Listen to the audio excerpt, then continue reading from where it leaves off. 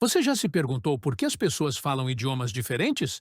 Você já imaginou como seria um mundo sem fronteiras, sem barreiras linguísticas, sem nações separadas, onde toda a humanidade falava a mesma língua e vivia em perfeita união? Pois bem, houve um tempo em que isso era realidade, mas algo aconteceu, algo tão grave que fez Deus intervir de maneira drástica. Do dia para a noite, a comunicação entre os homens se tornou um caos, e a humanidade nunca mais foi a mesma. O que realmente aconteceu na Torre de Babel?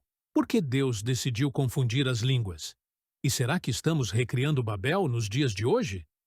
Fique comigo até o final, porque essa história pode mudar a maneira como você enxerga o mundo. Seja muito bem-vindo ao canal Enoque. Aqui, as histórias mais incríveis da Bíblia ganham vida, trazendo ensinamentos valiosos, momentos de fé e reflexões profundas para o nosso dia a dia. Depois do grande dilúvio, a terra começou a ser repovoada pelos descendentes de Noé. Gênesis 9, 1. Deus abençoou Noé e os seus filhos, dizendo-lhes: sejam férteis e multipliquem-se, encham a terra. Deus ainda reforçou essa ordem em Gênesis 9, 7. Quanto a vocês, sejam férteis e multipliquem-se. Espalhem-se pela terra e multipliquem-se nela. Naquela época, diferente do que conhecemos hoje, todos falavam a mesma língua. Não havia barreiras culturais ou geográficas, todos eram um único povo. Mas, em vez de obedecerem à ordem de Deus de se espalharem e povoarem toda a terra, eles decidiram fazer o contrário. Gênesis 11, 1 a 2. No mundo todo, havia apenas uma língua, um só idioma. Ao seguir para o leste, as pessoas encontraram uma planície em Sinar e ali se estabeleceram. Um grupo poderoso de homens, liderado por Nimrod, um rei forte e ambicioso, conforme relato de Gênesis 10, 8 a 12. Cuxi foi o pai de Nimrod, o primeiro poderoso guerreiro na terra. Ele foi um valente caçador diante do Senhor. Por isso, disse, como Nimrod, um valente caçador diante do Senhor. No início, o seu reino abrangia Babel, Ereque, Acade e Calné, na terra de Sinar. Dessa terra, ele partiu para a Síria, onde edificou Nínive, Reobote, Ir, Calá e Rezém, que fica entre Nínive e Calá, a grande cidade. Aqui, a Bíblia descreve Nimrod como um grande líder, um valente caçador. Alguns estudiosos interpretam essa expressão como mais do que apenas um caçador de animais, mas sim um caçador de almas, um tirano que dominava povos e os levava à idolatria. Além de Babel, onde foi construída a Torre de Babel, Nimrod também fundou cidades importantes na Mesopotâmia, como Nínive, que mais tarde se tornou a capital do Império Assírio e foi mencionada no livro de Jonas. Nimrod e seus seguidores desafiaram a ordem de Deus e deram início à construção da torre. Tijolo por tijolo, dia após dia, aquela estrutura imponente se erguia como um símbolo de orgulho e autossuficiência. Eles não queriam apenas uma cidade grandiosa, mas um império independente da vontade divina. O verdadeiro problema não era a torre em si, mas o que ela representava. A primeira grande rebelião da humanidade após o dilúvio. O povo não queria depender de Deus, mas sim se exaltar acima dele. Gênesis 11, 3 a 4. Disseram umas às outras: venham, vamos fazer tijolos e queimá-los bem. Os tijolos serviram de pedras para eles, e o betume serviu de argamassa. Depois, disseram: venham, vamos construir para nós uma cidade com uma torre que alcance os céus.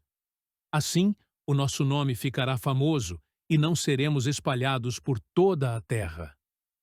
Essa ideia ousada de construir uma cidade gigantesca com uma torre que chegasse até os céus não seria apenas uma construção comum. Era um desafio direto à autoridade de Deus. Eles queriam fazer o próprio nome grande, alcançar os céus e se tornarem independentes. Então, Deus desceu para ver o que os homens estavam fazendo. E quando ele viu a intenção do coração deles, tomou uma decisão que mudou a história para sempre. Gênesis 11, 5 a 7. O Senhor desceu para ver a cidade e a torre que as pessoas estavam construindo. O Senhor disse: Se, como um só povo que fala a mesma língua, começaram a fazer isso, nada do que planejem fazer será impossível para eles. Venham, desçamos e confundamos a língua que falam, para que não entendam mais o que dizem uns aos outros. Deus sabia que, se nada fosse feito, a humanidade se tornaria cada vez mais corrompida e cairia novamente em destruição. Então, ele agiu. De repente, um silêncio. Algo estranho estava acontecendo. Um trabalhador pedia um tijolo, mas o outro não entendia. Um supervisor dava uma ordem, e os operários olhavam confusos. As palavras já não faziam sentido. O que antes era um só povo, agora se tornou um caos de línguas diferentes. O projeto parou. A torre, que deveria representar o auge da humanidade, agora era apenas um símbolo do fracasso humano. Os grupos começaram a se separar, cada um seguindo sua própria língua e cultura. E assim nasceram os diferentes povos e nações do mundo. Gênesis 11, 8 a 9. Assim, o Senhor os espalhou dali por toda a terra, e pararam de construir a cidade.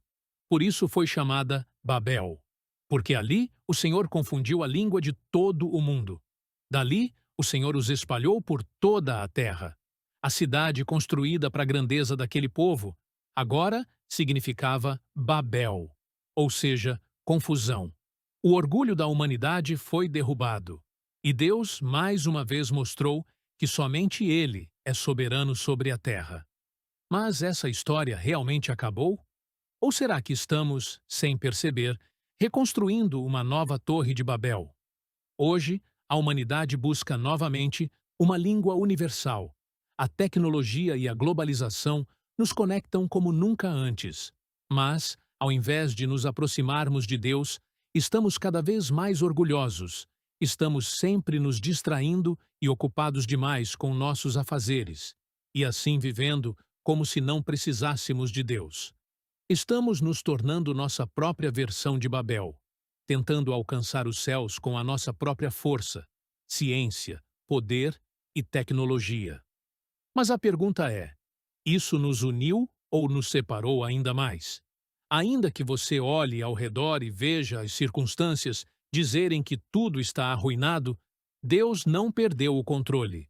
Ele nos prometeu que dele não se zomba e que tudo o que plantarmos certamente colheremos.